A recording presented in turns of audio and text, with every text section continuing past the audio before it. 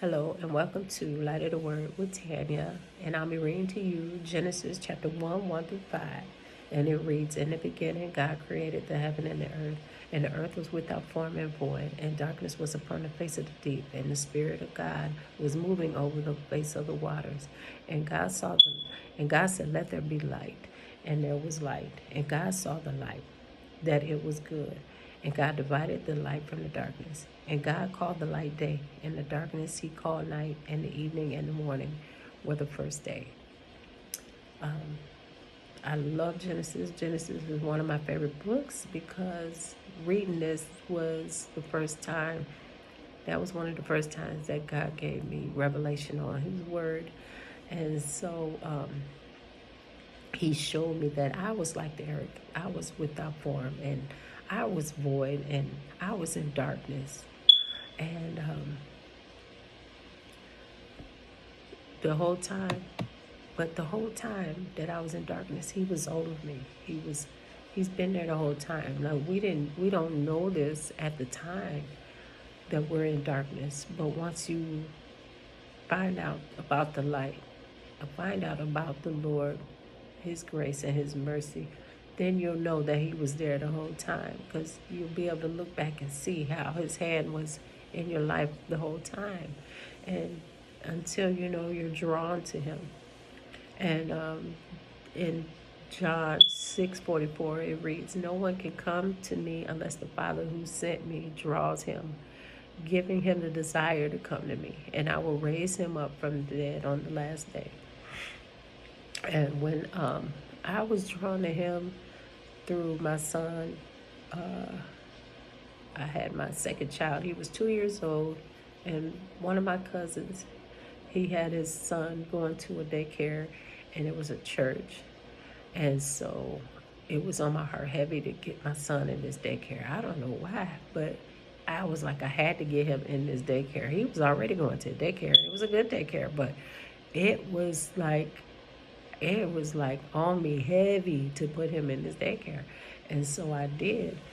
And once he started going, my son's teacher, her name is Betty Banks, and she would, every morning I drop him off and pick him up, and she would ask me, "Will you be my visitor on church this Sunday?" And finally I said yes, and I went. And when I went, the woman that was preaching, that was Miss Parker, Minister Parker. She was preaching my life over that pulpit, and then when she got done preaching, she called me up, and she said, "Can I pray for you?" And I'm looking around like, "Oh, pray for who?" She said, "Yeah, I'm talking to you." So I went up there, and everything I needed prayer for was everything, everything she prayed was what I needed. And so that had to be God. God drew me to that place for him to be able to speak a word to me. And it blew my mind. Like, it scared me, because I fought in my head. Did I tell these people my business? I know I didn't tell no church folks my business. And I even searched my son to see if he had a bug on him, because in the movies where they put the little speakers or whatever they was, a little bug on people so they can see and hear, or so they can hear what's going on. But I searched my son because they was so in my business, and I know doggone well I didn't tell them that. So it had to been God talking through this woman, and it drew me, and I was sold. And that was the light that brought me. And I was going to church, and um, getting more into it. And everything that God created, he created to produce after their kind. The trees, the plants, the animals, they had to produce after their own kind to multiply. And so that is what I began to do. I would go out because I wanted everybody to feel what I'm feeling, and I wanted everybody to know that God is real and what he did for me, and he would use me. He used me mightily. And So I began to go out there and spread his word. And that's what we are called to do. We are called to go out there and multiply. It's like a domino effect. You know, God touched me. Now I need to go touch somebody. And then if that person, then when that person gets touched, that person got to go, you know. So it's an ongoing thing. And so that is how the light came into my life. I was drawn, you know, and the light, God, everything that God created, He saw it and He saw it as good. And we don't see good until we see and know who He is. And when He moved, when He brought that light to divide, when He brought that light, He divided my light from the darkness. But when He brought His light in, my darkness was removed. And I remembered it no more because He don't remember it no more. And all I wanted to do was spread what I was feeling. And all I could see was good. Even in bad, I was able to see good, you know. And I wanted other people to see good. And it's kind of, I think about Adam and Eve, you know. He placed them in the garden and everything was beautiful and lovely and they had everything they wanted and needed until they disobeyed God. And all they seen was good until they disobeyed God. And then they took a look at it. They saw that they were naked. And so they clothed each other. You know, they clothed themselves with leaves and stuff. And then, but when God came around, they tried to hide from him. You know, and that's what we do when we disobey God. You know, we want to hide because we feel like we're naked and we don't want nobody knowing, you know, what we've done. And then your vision begins to change. You know, you begin to see everything good. It is no longer good. And once you give your life to God, you're never the same. You know, because you try to do wrong, and you might even do wrong, but now that you know the truth, it's like God is in your ear and He's saying, "Don't do it."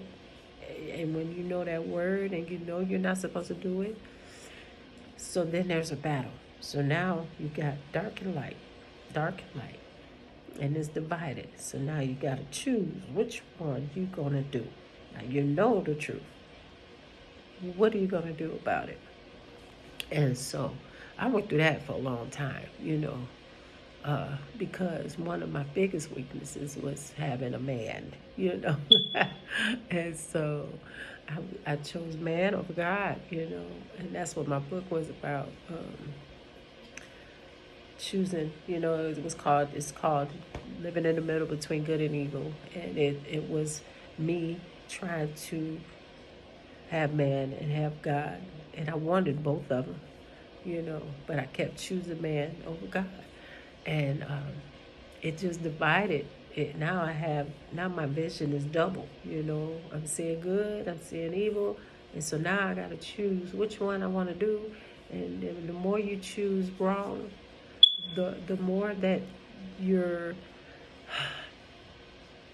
the more that you begin to lean more on that side, even though you're still trying to hold on, but you keep making the same mistakes, you know. But you see now that, you know, what you want, it just don't work, and you pay. You always suffer for your consequences. See, before you know God, when you do things, you have no thought, and then things might be happening in your life, but you don't know why. It's because the choices that you make, but you can't see that. You thinking, like I used to think, oh, I'm having bad luck. I'm just bad luck. I'm just not lucky. You know, that was my testimony every day before I knew who God was.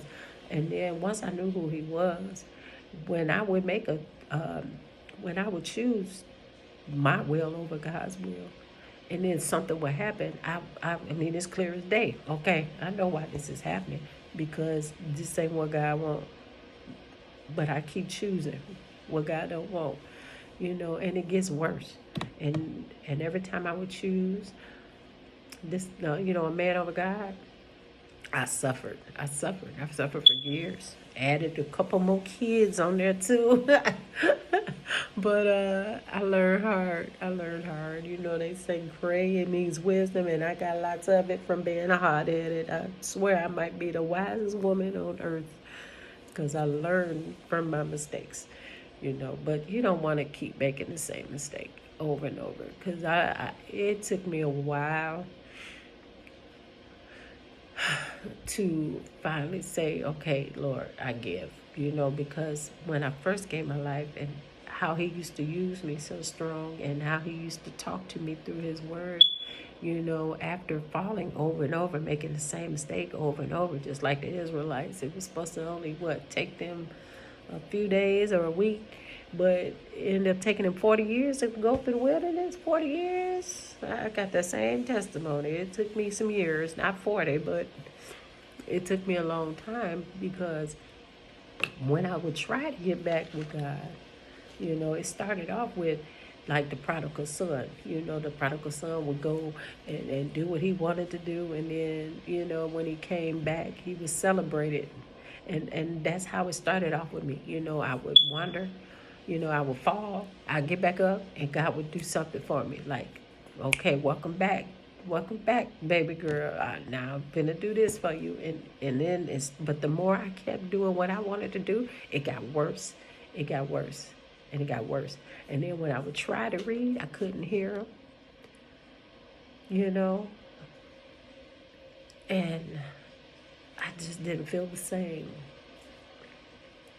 And it was like I felt like I was in darkness all over again, because I didn't want to read without being able to hear him, you know, and I didn't want to,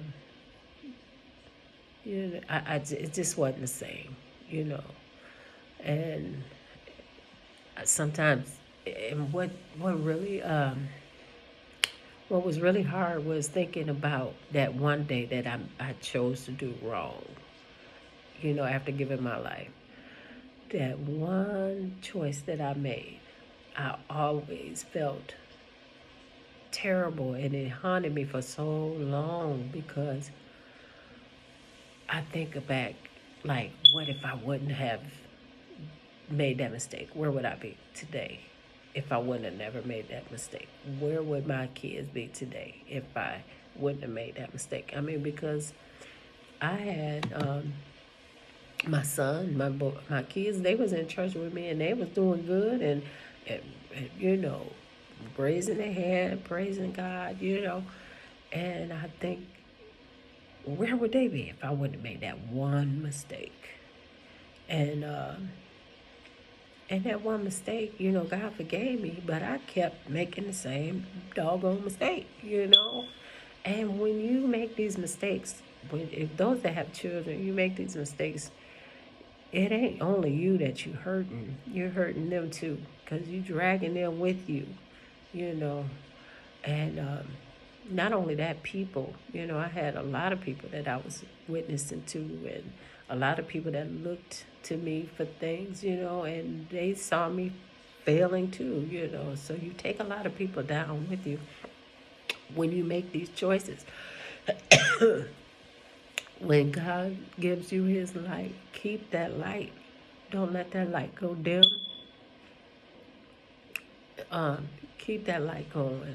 And you have to keep that light going by being obedient to his word, And the light is good. And people see that light. I mean, I was at work the other day, and it was a guy. I cut his hair, and he said he's seen a light on me, and that felt really good, to know that they see the light. Like, I don't need no one to tell me that there's a light, but it felt good to hear it again, because it took me a long time to get back on the right track, because you hold on. When you hold on to the mistakes that you made, um, it's hard for you to move forward. And so I held on to my mistakes. And God, once you give it to God, He remembers it no more. He casts it away to the sea of forgetfulness, you know. So if you fall, get back up. If you fall, get back up. But don't keep falling, because it's just sad. And you're insane if you keep making the same mistakes over and over again, thinking you're going to get different results. But the results are the same, and not only the same, but they get worse. And so Genesis is really a good book. It's a lot in it. And there is a lot of people out here that are walking in darkness, and they don't realize it because they don't have that light. And if you have that light, let your light shine so that women would be drawn onto you, wondering, what is that light? I want that light. What is that joy? I want that joy. You know, in these days and times, it's really hard for people that don't know who God is. And so be that light to come into people's dark spaces so they can have their first day. You know, God called the light day, and the darkness He called night, and the evening and the morning was the first day. So be that light that will bring light into someone's darkness so they can have their first day, so that they can have a morning, you know, a good morning, all day, even in their evening, in their night, it could be light, you know. But yeah, Genesis is a good book, and you need to read it, because it's all the same. The you know, all His creation is to multiply. All His creation is to create after their own kind, and we are to create. We as believers need to create more believers, because this world today, I mean, Satan is Satan is big, you know. They making it as a thing, and then they making it look like it's good. Like now, good is evil and evil is good. It is crazy, and they don't even realize it. They're dead. They don't have no remorse. People killing people, you know. It's a sad world, and looking at it is like, you just be like, people don't see what I'm seeing. How they can't see? But I mean, we once was there. We once couldn't see, and we shouldn't laugh or or speak negative against these people that cannot see, um, because we once was there too, and it should be hurtful thing to see people lost like this. It should hurt us to see people lost. Not nothing to laugh about, because it's not funny, especially when we used to be there. You know, I remember when I first got saved, and people would preach and they joke about people in the club and joke about people that drink, and we would laugh because we weren't no longer doing it, until I ended up slipping back, you know, and being in that predicament again after being saved. I didn't find it funny. You know, so a lot of times when you judge, you find yourself judging yourself. And that happened to me plenty of times, where I would judge somebody and turn around and go through the same thing I was judging about, you know. So we shouldn't laugh at the world. We should be the light of the world, and lead them into the light. And bring light into their darkness. So I hope that this message helped you Um, it's a lot. I finally had a couple days off. I've been working so much, and that's another thing. We cannot allow the things of this world on this earth. We cannot allow the things of this world to distract us from getting into His Word, seeking His face. Um, TV. We, I watch too much TV, and it's not good. We can't keep letting these things distract us and get us off from getting in His Word and getting in His presence. You know, because that's how we're gonna be able to go through this world with victory and having joy, so that other people can see that even though I might be going through something, I still have joy. Even though I might be going through something, I still have God that will guide me and direct my path. And when you acknowledge Him in all your ways, He will direct your path. So just because these times are hard and they're not going to get no better. And if anybody noticed that the days are going so fast, like today, what's the day? Today is Wednesday. And I keep saying, like, Monday. I said, today, Monday, and tomorrow will be Friday. Because that's how fast the days are going. But if you think about it, it's like the hourglass. When you turn that hourglass over, it starts off real slow, right? And when it gets towards the end, it speeds up. And so these days are speeding up because we are towards the end. And we have to really see God daily, all day, every day, acknowledging Him so He would direct our path, being prepared for those who will cross our path so that we will be able to help them. And anyway, I know God has been really using me lately with, I've been coming in contact with people whose hands are hurting. And so I prayed over a couple people's hands and they was happy. I either had one person give me a tip because it happened while I was at work, and she gave me an extra tip.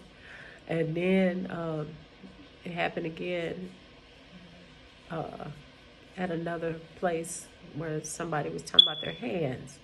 And it reminds me of when I first got saved. Everybody that I've come in contact with was having headaches, and the Lord would use me to pray for them, and their headache would be gone. And so it just really feels good to know that God is using me again after falling and after getting back up and just finally surrendering and telling Him that I'm yours. Do what you will with me, because I don't have a clue with what I want in my life. And I'm 50 years old and I'm too old to be not knowing what I want. But I don't know what I want because I didn't create me. He created me. So I told God, whatever you want me to do, you going to have to do it because I don't know. Like I said, I wasn't taught a lot when I was young. I had to learn everything the hard way. So I'm clueless when it comes to a lot of things. I've learned a lot because I learned through, life.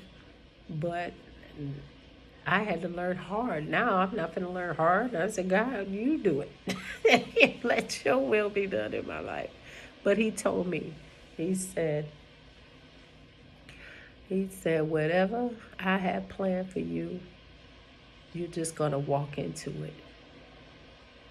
And He told me that because people would ask me, what made you want to be a hairstylist? And I said, I don't know. I just walked into it because I didn't know I wanted to do hair. It just happened. And so That's what I would tell everybody. I don't know. I just walked into it. And the last time I had told somebody that, God spoke to my heart and He said, just like this, whatever I have planned for you, you will walk into it. So, in order for me to walk into what He has for me, I have to walk with Him. I have to seek after Him. You know, it has to be about Him so that He can lead me and guide me to where He wants me to be. And that's the same with you. Let Him lead you. Acknowledge Him in all your ways, and He'll direct your path.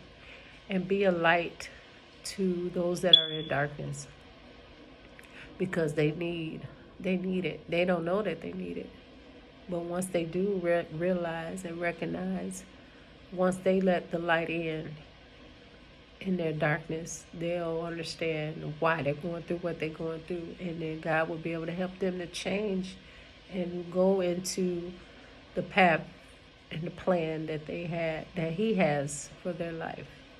And I'm a living witness that it can be done. I